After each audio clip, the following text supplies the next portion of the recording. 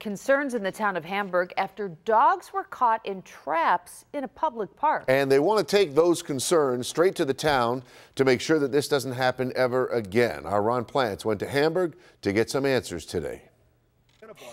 John Mugel says the left front paw of his black lab pup Cinnamon is healing, but he remembers what it was like back on February 7th when he found her caught in the metal jaws of this unlabeled animal trap in a wooded area near the town's public golf course. That's near the Taylor Recreation area where we saw visiting school children today. After about 5 minutes, I got it out and took her to the vet, and we had x-rays, and luckily she's fine. But Mugel says he's also upset because he says he warned the town immediately, then learned of another dog hurt 2 days later in a trap near the same location.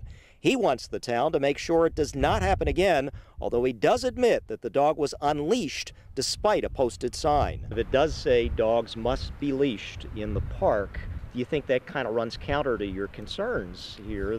No, absolutely not. As a matter of fact, the other couple, their dog was on a leash.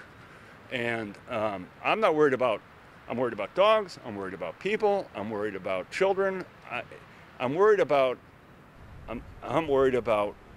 the necessity of the practice of trapping. Town Supervisor James Shaw says there was an earlier concern about coyotes near the golf course, but now... And until we had a chance to talk things over and do some research, there'll be no more traps set out there.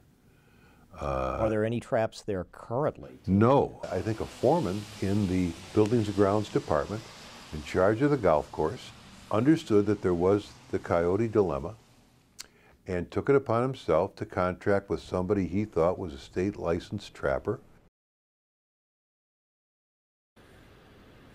Now, Supervisor Shaw says he's aware that animal rights groups may challenge the town if they decide to try trapping in this location or elsewhere. This issue actually surfaced at a town board meeting this past weekend on Facebook. He says that's why he wants more guarantees and guidance on this issue.